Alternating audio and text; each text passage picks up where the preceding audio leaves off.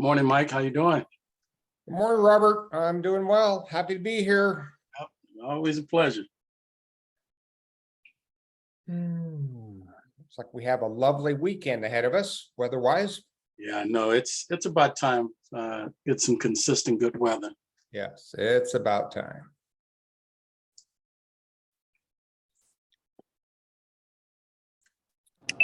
Probably good to get some good weather to make people feel a little bit better about their portfolio going down with the markets. So I'm not looking. I'm still adding. I'm still doing dividend. you're a wise man. No need to look. Just keep Um, feeding. Hey, nothing has changed. I'm still doing the same thing. So Yes, sir. that's all designed. It's spooky. If you don't have the stomach for it, you'll miss the meal when it comes. I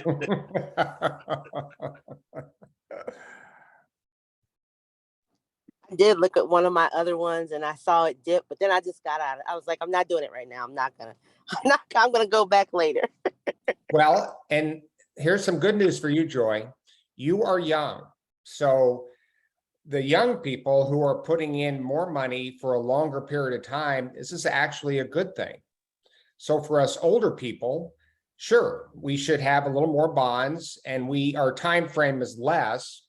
But for those people who are putting money in over many years, you actually embrace the idea of markets going down periodically, because that's when your shares get cheaper and you can buy more of them. Thank you, Mike. I love that you said I'm young too. I'm gonna hold on to that all Good. day. Good. Joy, just keep hanging out with people like Robert and I, and you're going to feel young, I promise. Thank you. I believe that to be true. Like I said, I'm planning to live to 90. It's just planning to live. So That's it. It's better than the alternative. absolutely. Definitely. Mike, I would have my camera on at least for the opening today, but my household is battling COVID. We dodged it for the first couple years, but it finally hit us. So I don't want to scare everyone this morning with how I look, but I still wanted to be here. So Well, just get well, take it easy. thank you, appreciate it.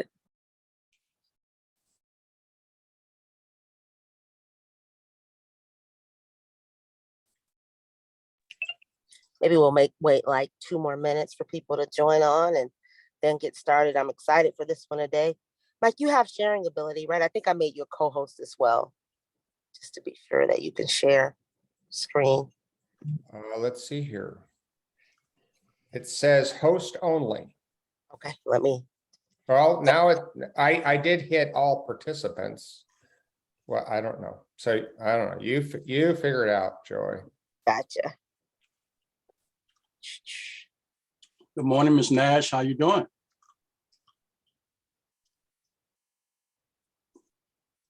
Okay, see now, I just made you the host on there. I changed it back, but see if it'll let you share now, just to be sure. Yep, I think we're good. Perfect.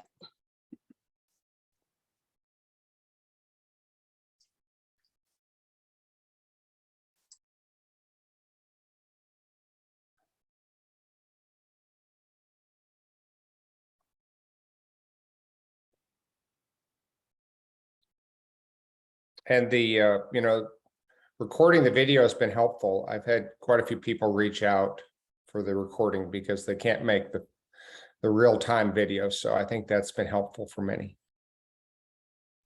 Perfect. And we'll still do that. I'm gonna have the our project admin start making sure she uploads them so they get out sooner onto the YouTube, and so we can send them out to people the week immediately following. So to get them quicker.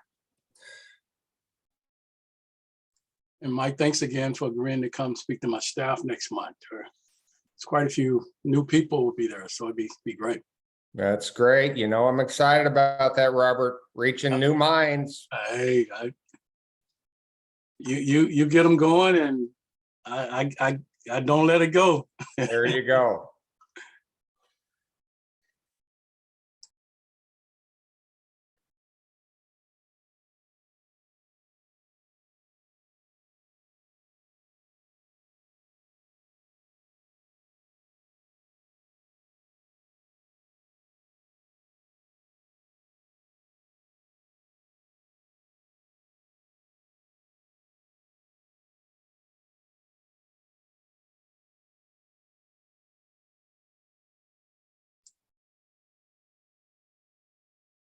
Joy, were you gonna do the intro? Sure I can. All right, we'll go ahead and get started. We have quite a few people, and I'm sure more will be joining us. But again, this is another outstanding session we'll be having this morning. I think it builds good on last month's session. And if you didn't get a chance to check it out, let us know and we'll forward you last month's session, because this is really the next step in building on our economic empowerment series on a topic that people often reach out about, which is how do they get into investing and how to be a wise investor. And especially now, I don't know, as some of you were logging on, Mike and Robert were talking about how the stock market is at a lower point right now.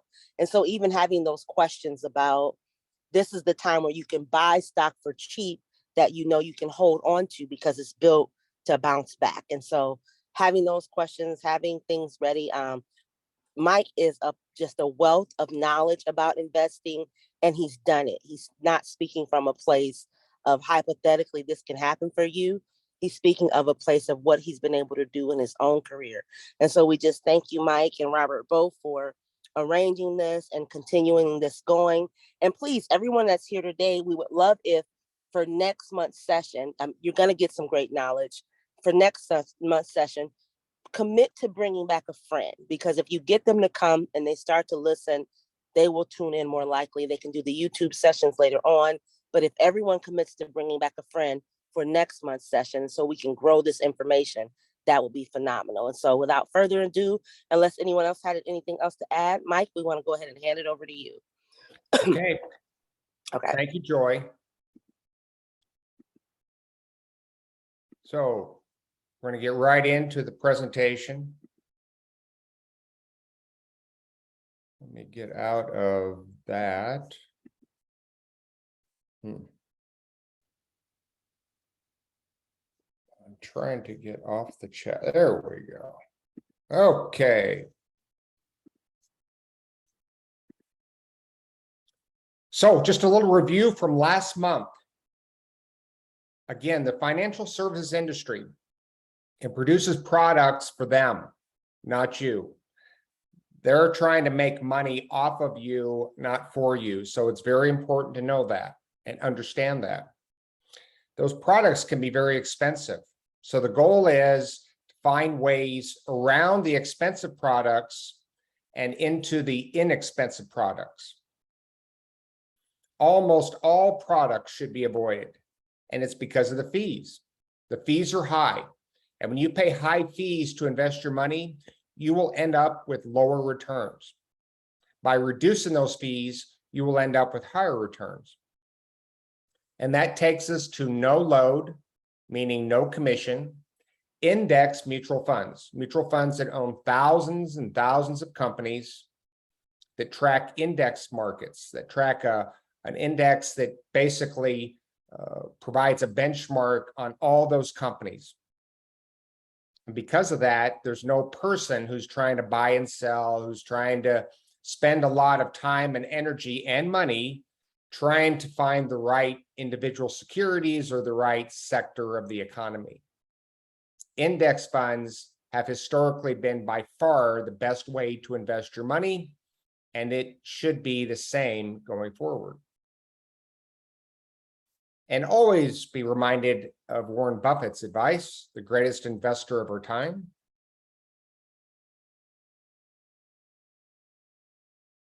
And I like to bring up Warren Buffett because it's very easy to encounter people in your life who may challenge what you're doing, who may challenge investing in stocks and bonds and index funds. And so it's going to be important with your knowledge to be able to say, no, I'm doing the right thing. Not only do I believe it's the right thing, but so does Warren Buffett. And that's good enough for me. A little more review from last month. The media is not your friend. Almost everything you see coming from the television, from the internet is crap. Is there good stuff on there? Yes, but you have to be very discerning, very careful with what you learn coming from the media. Most of it should be ignored. Most financial advisors, most life insurance agents should be avoided.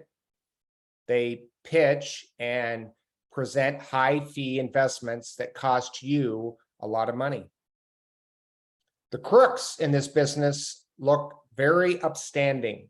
You know, the Bernie Madoffs. And if you don't know who Bernie Madoff is, Google him. We want to know how crooks work in this business so you don't get ripped off. And of course, one of the biggest enemies we have is ourselves.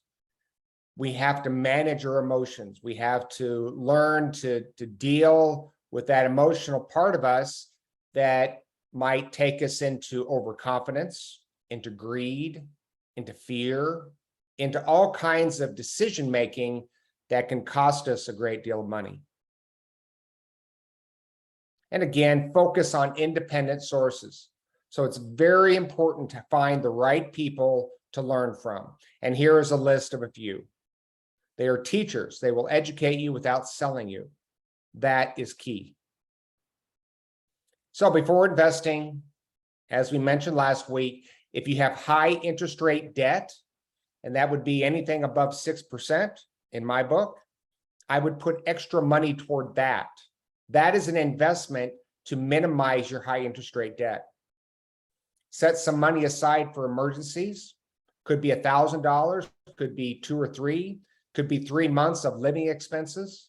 The goal is to put it aside so you have that in case an emergency happens and you don't have to tap into your investment portfolio. Save a good chunk of your income. Becoming a great saver is critically important. You can become a great investor. It's actually easier than becoming a great saver. But pulling those two things together, that is how you're going to be truly successful going forward. So focus on your savings rate.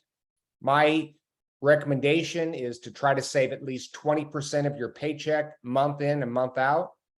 And don't let me limit you. If you want to save more than that, you will get to financial freedom faster.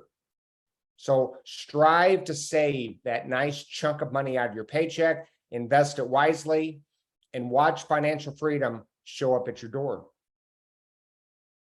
Understand that there's risk in everything we do. So remember that.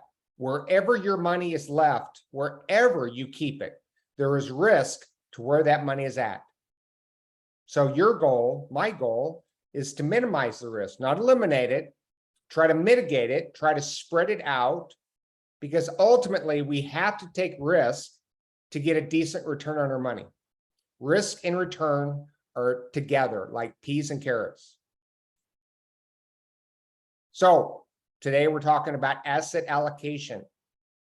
So what is asset allocation? Well, you're trying to figure out what investments you want to hold and where do you want to hold them.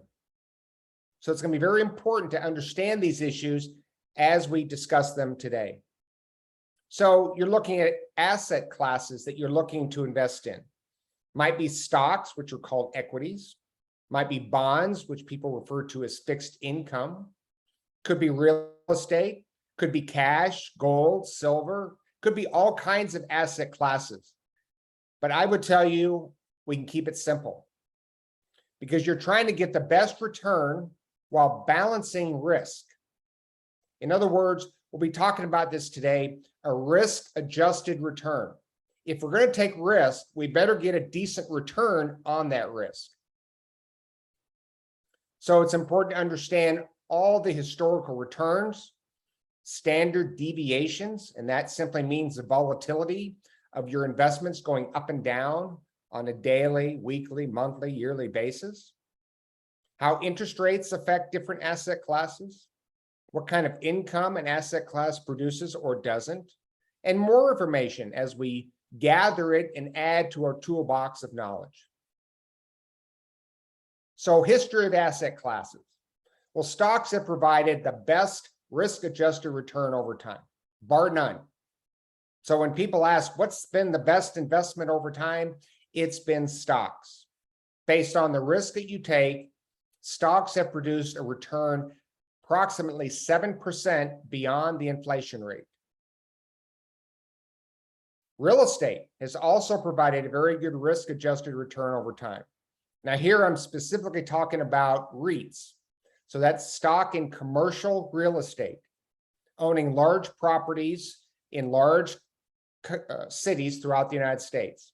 So a REIT is really a stock fund, companies that own commercial properties. So when you own a REIT, you own stocks in commercial properties.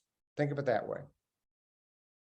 High quality bonds, they have provided a decent return on your money over time with much lower risk.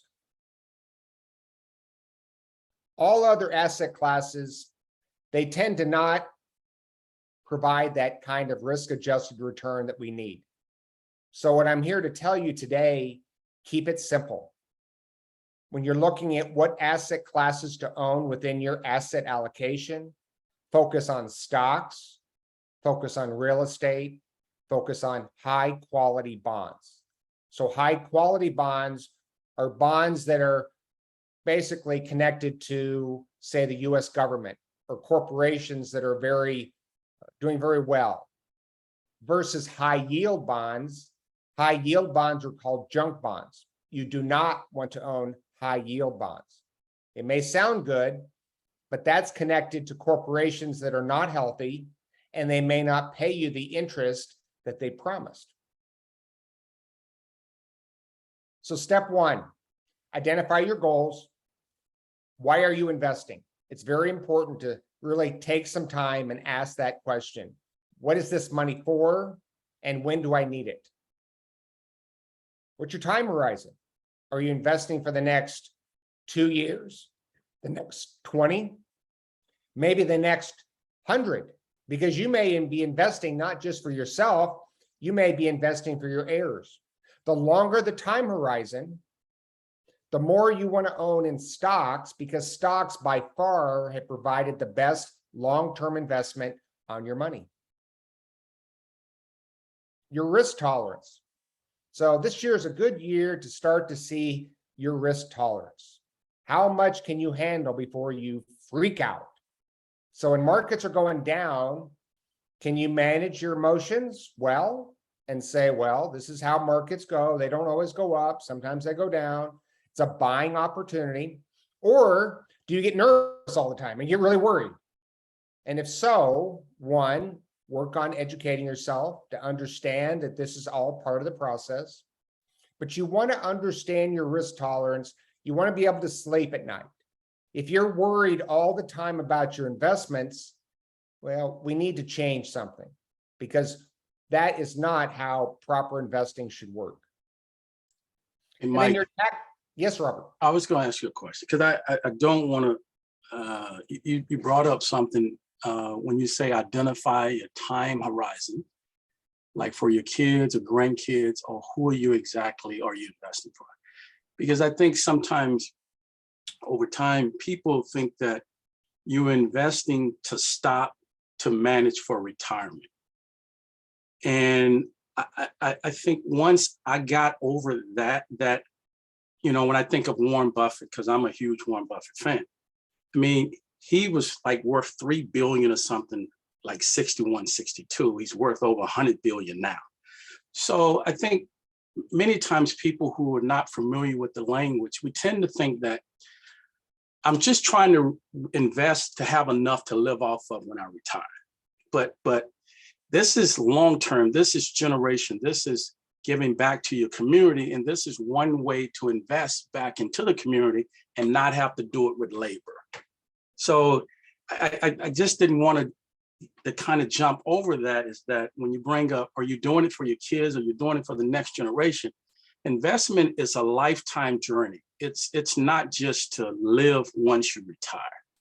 So I just, that's that's helped me to know that I have a kind of what I live off of and then what I'm doing for the future, even if I'm not here. You betcha, Robert. And a good example of that would be, let's say somebody has 10 years before they are expecting to retire. Well, you're not in, your time horizon is not 10 years. It could be 10 years plus another 30 or 40 of retirement. And again, it could be another 40, 60, 100 years beyond that, if your goal is to leave money to your heirs and educate them on what to do with it. So time horizon is very individualistic. You want to look at your situation and you want to start thinking long term. Once we start doing that, we can become less concerned with the day-to-day gyrations of markets. Thank you. Yep, when we go down there with tax situation and income needs, again, what is your income? That's going to factor in on whether you're looking at Roth money when you're putting money into accounts or traditional. When you're pulling money out, what kind of tax bracket are you in? That's going to be an important piece that you want to factor in. And then your income needs, basically in retirement. When you hit financial freedom, how much income do you need from your portfolio? So that factors in too, as you start to prepare for those years where you have no income or less income, because maybe you're doing something part-time.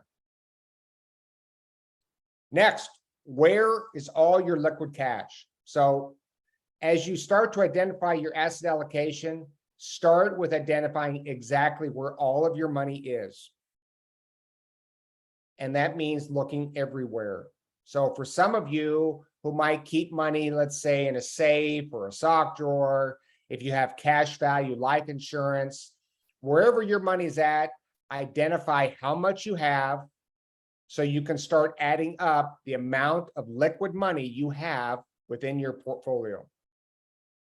And then I want you to add all those amounts up. All of them makes up your portfolio of liquid assets. And again, what's liquid? You could access it within a few days. That's liquid. And if you're married, get the spouse on board, make sure we have all of the family money together so we can come up with a clear plan on how to allocate the funds accordingly. So here's an example. Let's say this couple has $200,000. Maybe they have some money in a 403B. This could be a couple, this could be an individual.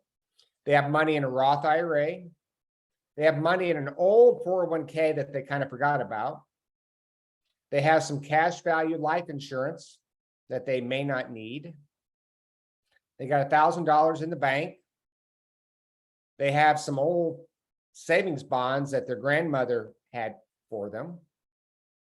And they keep $500 in the sock drawer because, you know, you never know, you may need it.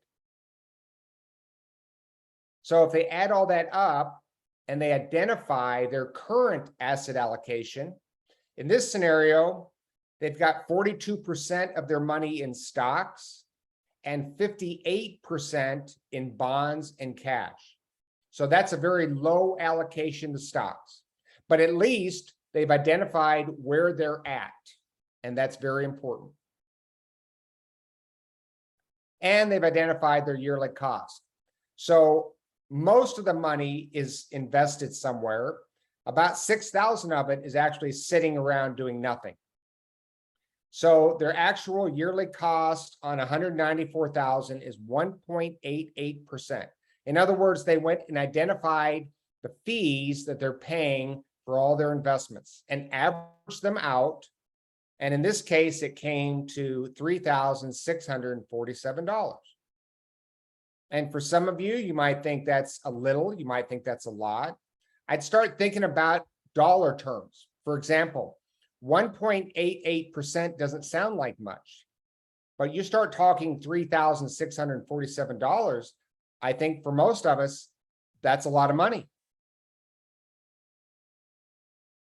Step 3, you've identified where you're at. Now, how much do you want to have in stocks versus bonds and cash? In other words, now you're deciding what you're going to do going forward. So divide that grand total up by your desired allocations. So in this example, this person's decided they want 80% of their money in stocks and they want 20% of their money in bonds and cash. They realize they're still fairly young and they need most of their money working for them in stocks because of their time horizon and it's so long. And so if you look at that in real numbers, 80% of 200,000 is 160,000. 20% is 40,000. So that's how you get the numbers. And then how do we put that together in our different accounts to get our asset allocation just right? So we want to diversify broadly. We want to own many markets, not just the US market. We want to own international markets. We want negative correlated pieces. And all that means is we want assets that tend to go in a different direction than other assets. So high quality bonds tend to go in a different direction than US stocks and international stocks. So those would be negative correlated. Now, they're not negative correlated every day or every week, but over time, when one is going down, the other tends to go up. And don't forget, every dog has its day. And what that means is any asset class will do well in some time periods and poorly in another. That is expected. We should not be surprised by that. Doesn't mean you did anything wrong. And that doesn't mean we sell the losers and buy more of the winners. With asset allocation, we're trying to buy many asset classes as we cover ourselves. We try to minimize our risk by owning many asset classes. Some will do well, some won't, and then the next year they could be reversed.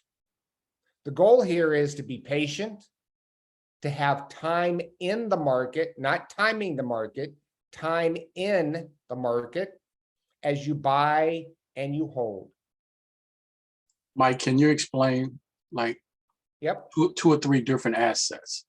So are you talking about like, it could be an area of pharmaceuticals, it can be an area of, is that what you mean when you say assets allocation? So when I say assets, I'm talking about stocks, could be one asset, bonds would be another, real estate would be another. Under stocks, you have many different sub accounts. So you have sectors of the US economy. There's 11 sectors, and pharmaceuticals could be part of that, utilities, energy. There's many different sectors under that big picture of stocks. And so we'll talk about that a little bit as we diversify further. Got it, thanks. And then rebalancing. Rebalance is simply an idea that you want to kind of, on occasion, you go back and rebalance your portfolio, get back to the 80-20 mix in this example that you want, because your portfolio is going to get out of whack at times, meaning it's going to go way up, it's going to go way down. And so, for example, I'm an 80-20 guy. I rebalance when my stocks hit 90% or 70% if they go down. So if they hit 90 or 70, I'm going to go in and I'm going to sell bonds to buy stocks if they've gone up, or vice versa, to get back to my 80-20 mix. And I'm going to do that inside retirement accounts, so there's no tax consequence to what I'm doing. And by the way, folks, there's going to be some new terminology today, a lot of information that might be somewhat challenging. Just take it in. It's all about exposure. As you keep exposing to the information, you keep adding to what you know, it becomes more and more understandable. Step 5, get those costs as low as possible. This is the easy part. You want to pay as little as possible for your investments. So when you're owning stocks, you want to make sure you're paying the least amount for stocks. Same with bonds, same with real estate. Minimizing fees increases your returns over time. So as an example, right, we had 194,000 at 1.88%, equaling that $3,647. With our new portfolio of no load index mutual funds, now we're investing the entire 200,000, so 6,000 more, but because our portfolio cost is 0.06, is only 0.06. We're only paying $120 a year, which is a stark difference from that $3,647, which of course you see the difference, $3,527, which again, to the average mind, you might think, well, yeah, okay. Well, what does that look like over 30 years? So that same 200,000 portfolio after 30 years, what you see down there, 200,000 at a 5% return. So how did we come up with 5%? Well, with a stock bond allocation of 42% stocks and 58% bonds and cash with a high fee of 1.88, historically, you've earned about a 5% return on your money. The other piece, that 200,000 into that 80-20 index portfolio at a cost of 0.06, you've historically earned above, but we're going to use 9% a year. So you're earning more over time with stocks, even though they're going to fluctuate, versus the lower stock allocation and higher fees. So you look at that number, $489,000. What does that mean? That 200,000 turned into that number after 30 years. And to the average person, you think, well, that's pretty good. Well, it could have been that. It could have turned into $2.6 million. Just take that in. And the difference here is adding more stocks to the portfolio and squeezing out the fees. This is how you create financial freedom. This is how you create wealth for yourself. This is how you create wealth for generations to come. So this is not brain surgery, folks. It's math. Get the math on your side and watch your wealth grow over time. Now, for some of you, you might think, well, I'd rather just put my money in the bank. Well, that's what $200,000 did, earning 1% a year over 30 years. So for some folks, when they think, well, my money is safe in the bank, no, it's not safe. Inflation is eating it up. So we need to get that money working for us. We need to do it at a low cost, and we need to get that asset allocation right based off our situation, because there's a lot of money at stake. And in this case, as you can tell, there's a difference of over $2 million. $2 million. So Mike, would you say we're living in a time today where inflation is a great example of eating into the value of our dollar? That's right. And we don't know different time periods. We don't know when inflation is going to be high or low. But in today's environment where we're looking at 6, 7, 8% inflation, money sitting in cash is what I would call dead money. It's doing nothing except shrinking in value. That dollar today is not worth what you think it is in a month and in a year. It just keeps shrinking in value. And if we don't get it working for us, if we don't get that money invested and working and earning a return beyond the inflation rate, our money will continue to shrink.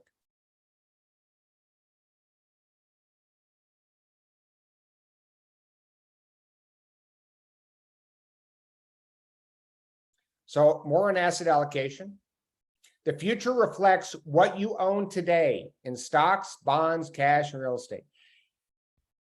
It's important to understand this point. So diversification is important. That just simply means you own thousands of stocks and bonds. But I can look at your portfolio today, and I can give you a pretty close approximation on what that's going to look like in 20 or 30 years, simply based on how much you have in stocks and bonds and what you're paying. Because their future reflects that. And if you're paying an advisor, what are you paying the advisor? Because those fees are reducing your return over time as well. And those fees matter a great deal per that illustration. So you get those two issues right, get your asset allocation right, get your fees down, and you will have higher returns in the future. And always focus on that portfolio return, not on the individual assets. So again, in some years, stocks will do better. Some years, bonds may do better. Some years, real estate may do better. We're patiently in the market. We're staying in the market, and time is our friend. This illustration simply kind of shows you how you put together a portfolio. So what you see here is different asset classes. So that total bond or high quality corporate and government bonds in the US. That REIT index is commercial real estate in the US. Emerging markets, stock outside the US in countries like India and Brazil and China. The total stock market owns the entire US economy, large companies, mid-size, small, and then developed markets outside the US, more developed markets like Germany and Canada and France. And then small cap value is an asset class that's done very well over time in the US. So the idea is any one of those by themselves may be a little volatile. You pull them all together, it makes for just the right portfolio. Just like a stew. You wouldn't take emerging markets, the jalapeno, put it in a stew and serve it. It wouldn't make a very good stew. But you put that jalapeno with these other components, you can make a stew that is just right. So one offsets another. And it's important to understand this. This is called modern portfolio theory. You're pulling different asset classes together that work very well with one another as they make up your portfolio, or in this example, the stew.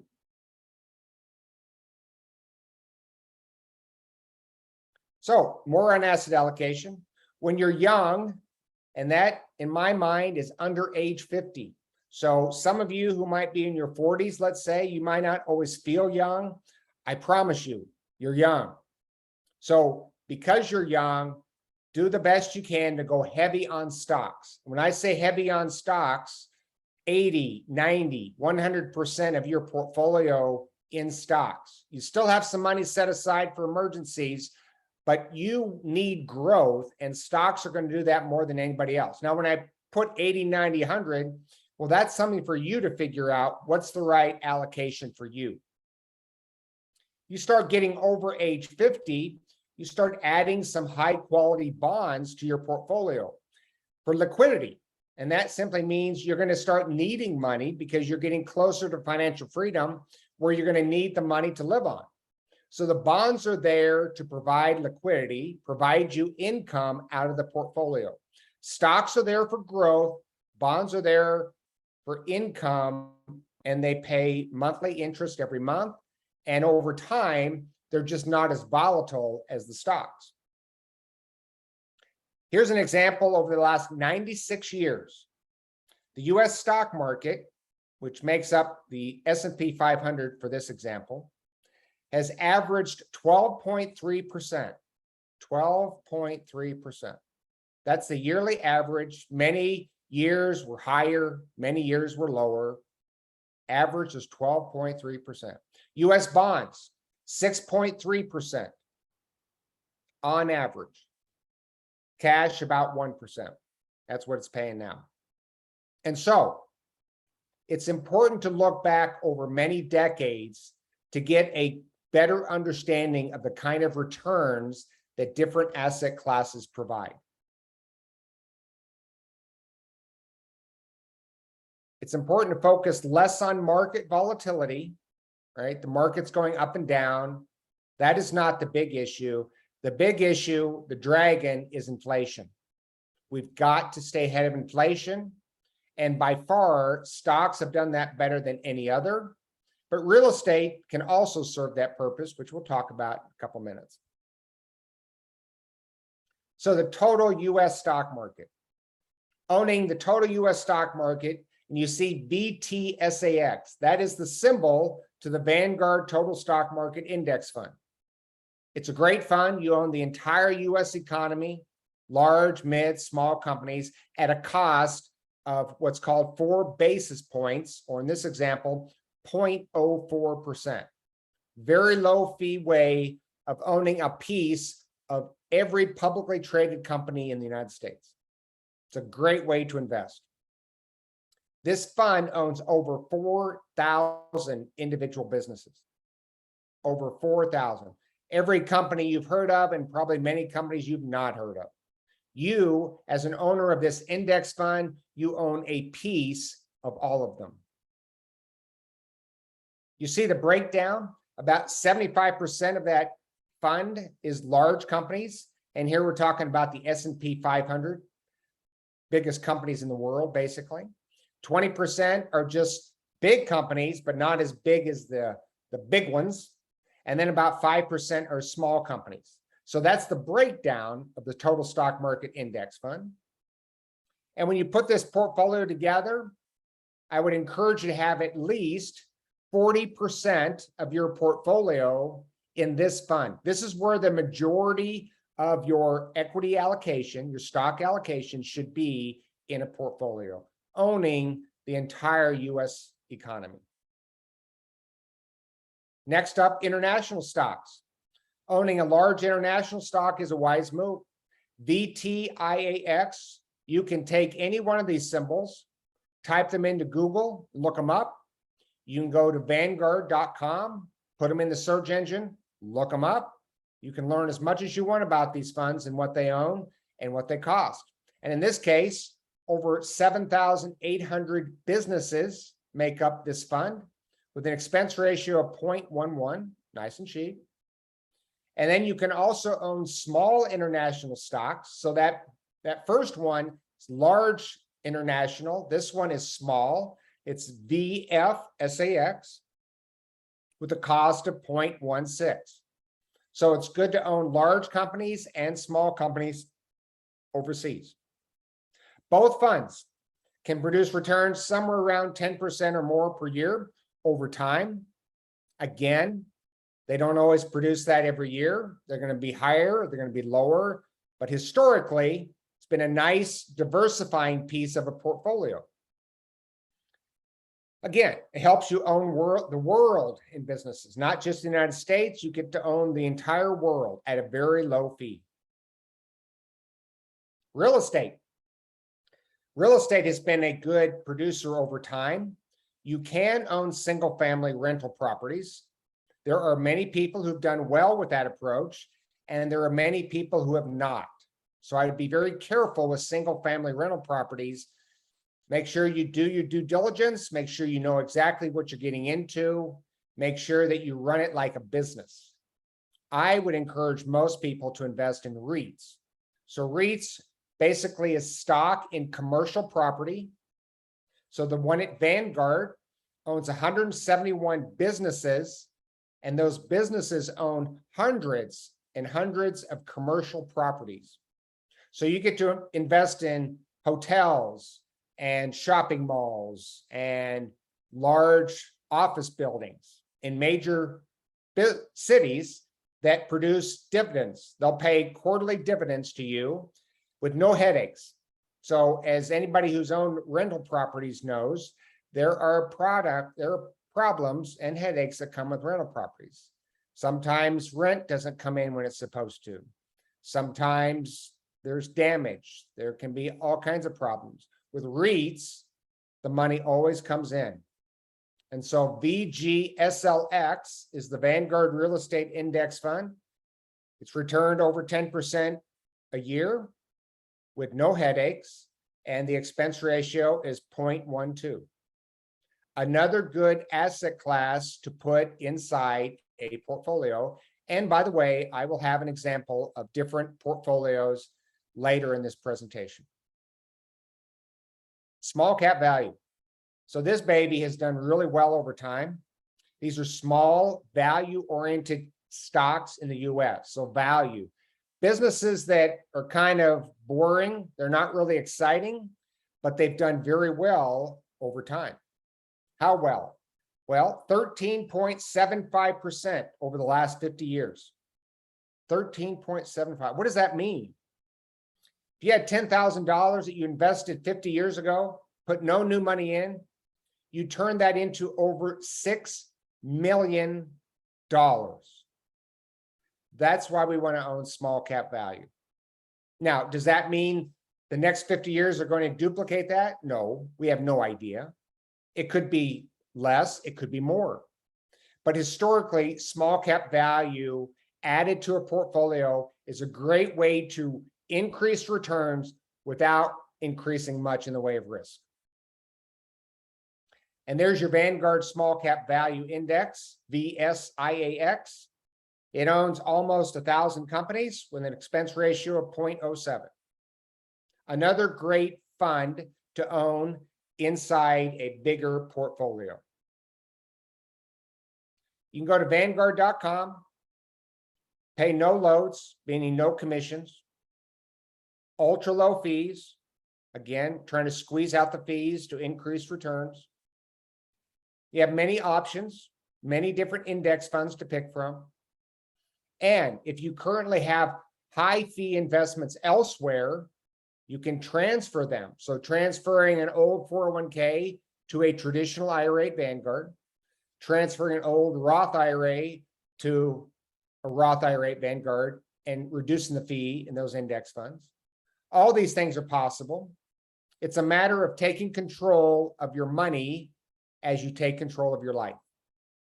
And if you need help, reach out. Own index funds in 4 accounts. So what you see here is that first one, this applies to most people. They may have a 401k or a 403b or a TSP or a 457, maybe a SEP IRA for a small business owner. That's where the majority of people hold their money. But you also would be wise to own a Roth IRA outside of the workplace. You might own a traditional IRA at Vanguard. That's a pre-tax account. That's where you're moving old 401k money in, that's pre-tax. And you might own a non-retirement account, a brokerage account at Vanguard, where you could hold your savings, where it's actually making some money, which is probably not the case sitting in the bank. So over time, you might very well end up with 4 different accounts. We have 3 of them retirement, 1 of them non-retirement. So low risk bond index funds. So the short-term bond index at Vanguard, VBIRX, is currently paying 3.31%. So that's the yield. That monthly interest is paid out monthly. That's a place you could consider keeping your cash, your savings.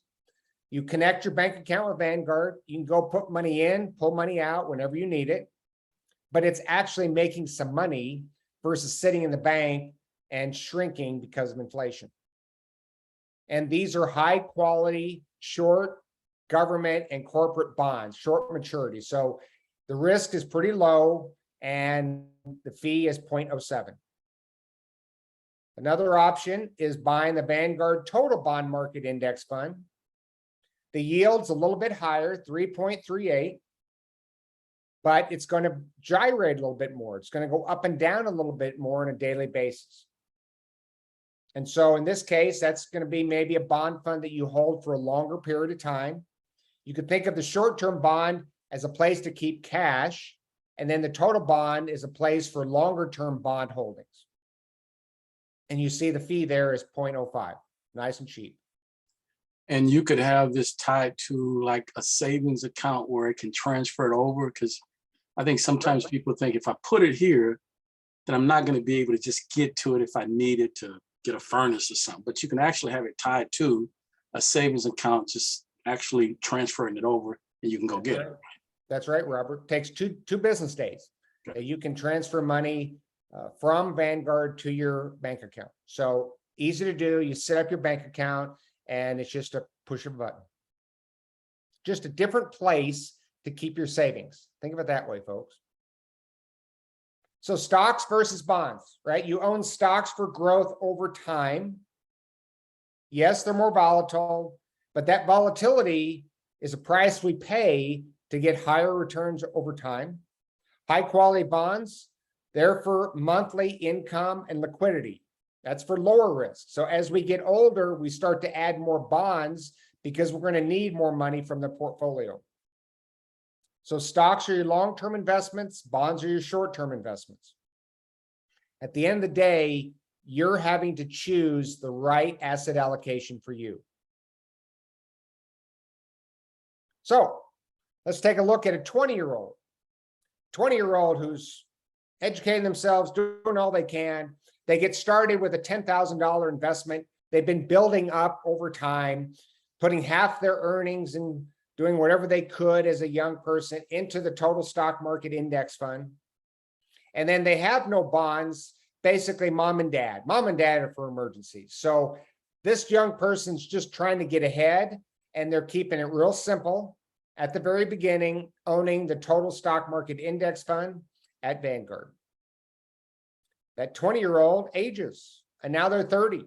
So now they have more money in the total stock, but now they also own more money in a small cap value index fund.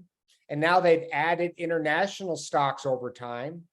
And now, because mom and dad can't be the backstop forever, they've added 5,000 in a short-term bond index for their emergencies. So heavy on stocks because they're so young, but now they're diversifying. They're adding more asset classes as the portfolio increases over time. And of course, 30-year-old turns into a 40-year-old. And now the amounts keep going up.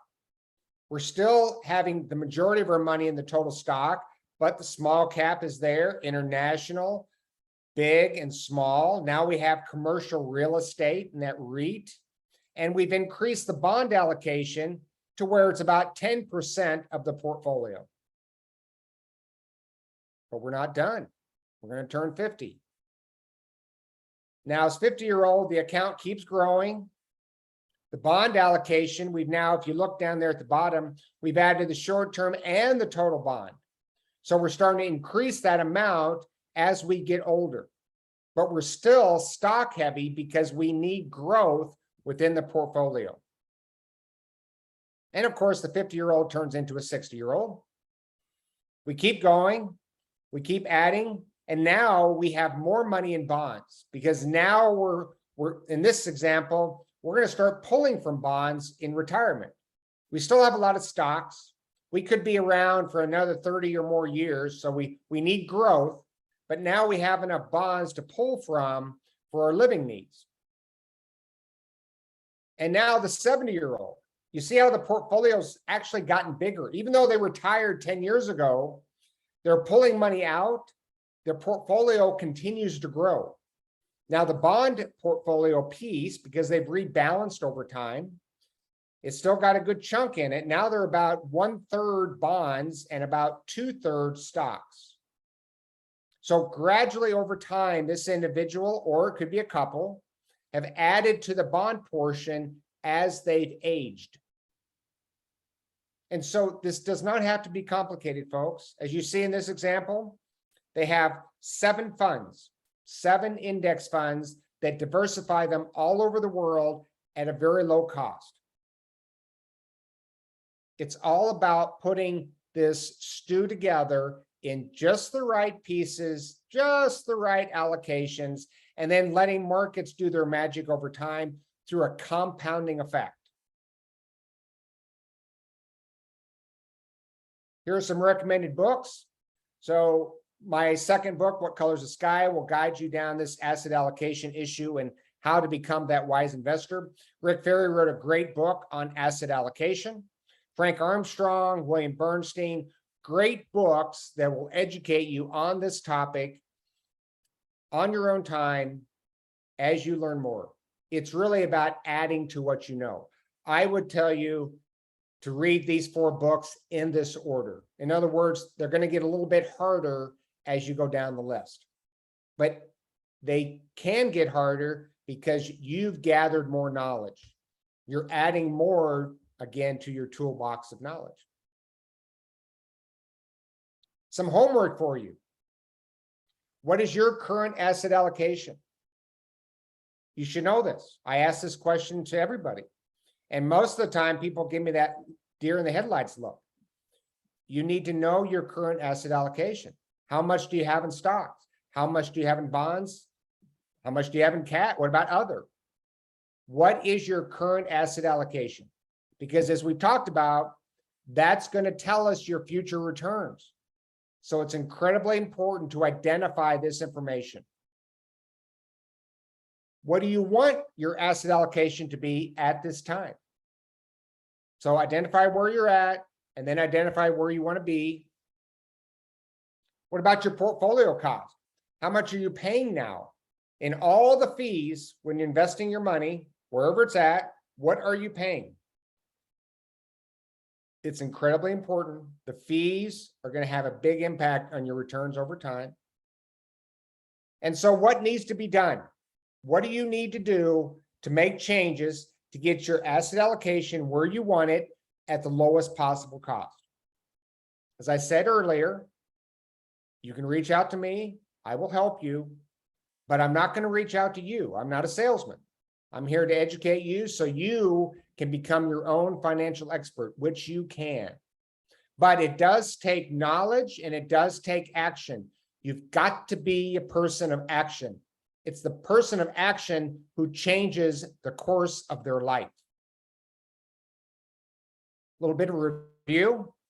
Your asset allocation has a very big impact on your future returns. And your fees have a very big impact. It's worth your time to identify where you're at, where you want to go. Make changes now. Don't put it off. Don't say one day. If you're married, get the spouse together. Let's get this done because it's up to you. And 30 years from now, I want you to be able to look back and say, I'm glad I did that. I'm glad I educated myself and I took action and I got myself in the place that I am today, because time is going to go fast. And if you delay, 30 years could go by before you've actually done anything. So be that person of action. Okay, folks, what questions do you have? Feel free to put them in the chat or verbally. Mike, I have a question. I just one, this would be more one, and make sure I ask it right. So your personal kind of portfolio that you know, have put together to become financially independent, is that separate from, say, I mean, I feel like I know you well enough to know there's something you want to leave whenever that time comes. So is that tied to the portfolio, or do you have, say, like a fund over here for 30 years that you'd want something done in the community or left to your nieces, nephews or something? Do you tie it together, or do you have something separate? Yep, it's pretty much my Roth money, Robert. All my Roth IRA money, that is for somebody else. It's not for me. I'm never going to spend it. I will spend the money in my brokerage and my IRA, and whatever's left of the IRA will go to other parties. But the Roth money is money that's going to go to the causes and people that I want, and it's all going to go to them tax-free. And that's where I have my highest risk funds. So the small cap value is in Roth. I want that Roth IRA to grow as much as possible for my future people and organizations that are going to receive it. Great, thanks. I mean, that's kind of what I'm thinking, how I'm thinking, but I think it's good for people. Sometimes you don't know if, do I factor that in terms of the assets allocations of the stocks, or do I separate that out because that's something down the road that I tie to my will. So, and that's why too, I want to keep the bonds in my IRA or in my brokerage, because that's the money I'm going to be accessing in financial freedom, right? Whether that's in your 40s, 50s, or 60s. Got it. Thanks. Any other questions, please, people? This is the time to ask them. Yeah, I have a question. This is Morris. Good to see you, Mike. Good to see you, Morris. does, with the Iowa laws coming up here, I know you talked about a while back, and since my head's a little foggy after being in the hospital for a while, so how is that going to change with anything with our allocations, or do we, what I'm talking about? Yep. So It shouldn't be a major change, but state income tax is going down on earned income. So somebody might consider adding more Roth contributions to work, let's say in a 401k versus traditional. So that might be a possibility for some people. You might consider doing more Roth than traditional because you're going to be paying less tax on your earned income. So you're not going to get as big of a tax benefit doing traditional. And then for retirees, starting next year, all retirement money will not be taxed in the state of Iowa, which is a big deal. So if someone has IPERS, that will not be taxed in Iowa. Anybody has an IRA or a 401k, it will not be taxed in Iowa. So that alone is going to be a very big benefit to those people who are pulling money out of retirement accounts, or if they're doing what's called Roth conversions at any age. So a 30 or 40-year-old could be, say, moving $10,000 from a traditional IRA to a Roth. Well, starting next year, none of that $10,000 will be taxed at the state of Iowa level. And the reason they're doing that Roth conversion is to get that money in a Roth to grow tax-free for the rest of their life. sounds good. Thank you. Yes, sir. And Mike, I just, and I know you've covered this and you will over time, but can you just talk just a little bit about dollar cost averaging? Like how, when you're dollar cost averaging, the market is down now and, people, don't want to look at their statement, but can you talk a little bit about how dollar cost averaging could, how it benefits over time? How does that work? Sure. Well, so first of all, that's how most people invest, whether they realize it or not. They're putting money in every month out of their 401k, 403b. They're putting maybe a certain amount of money into their Roth IRA every month. And so when the stock market is going up, that means the shares that you're buying are more expensive. So the new money is buying fewer shares at a higher cost. When stock market is down, the shares are cheaper. And so your new money is able to buy more shares at a cheaper cost. Well, when you're able to buy more shares at a cheaper cost, those shares are going to make more money over time than the expensive shares you buy when the market is up. So dollar cost averaging is a wonderful way to keep investing in markets through good and bad. Many times people ask me if they should do something different when the markets are going down. And the truth is, that's the time to be feeding the markets. You want to buy as much cheap shares as you possibly can. So that is opportunity knocking. So in today's world where the market has dropped, this is an ideal time to be buying more and more stock index funds that will make more money over time as you spend time in the market. Okay, I've got a question on I bonds in the chat. So nothing wrong with I bonds. Let's just kind of walk through them. So I bonds right now, buy an I bond for an interest rate of over 9%. That sounds great, and it is, but that's only for a 6-month period. So keep that in mind. You have two different rates that are with that I bond. You have a fixed rate that's very small, and then you have an inflation adjusted rate, which is very high right now, again, over 9%. And so you're going to earn that for the next 6 months. And then at the end of 6 months, the new inflation rate will come in. Maybe it's 10, maybe it's 7. It's going to change based on the inflation rate in the US economy. And then that's going to happen again for 6 months, and then it's going to adjust again. And so my advice, if you choose to buy an I bond, which I don't blame you, an individual could buy an I bond this year with $10,000, up to $10,000. I would recommend you hold it for at least 5 years. So by holding it 5 years, you will get all of the interest that's due you. At the end of 5 years, you decide. Do you want to keep it for long-term growth, or do you want to sell it and maybe invest in stocks? Because one, we don't know the rate of return, let's say over the next 5 years with I bonds. If I were to give you an estimate, maybe it ends up between 4 and 6%, maybe 7. That's going to be your average, because we don't know future inflation rates. Yes, they could stay high, but they could also drop a lot. And so the I bond may be paying a 2% or a 1% return in a couple years, but averaged out, maybe you're looking at 4, 5, 6% over a 5-year time period.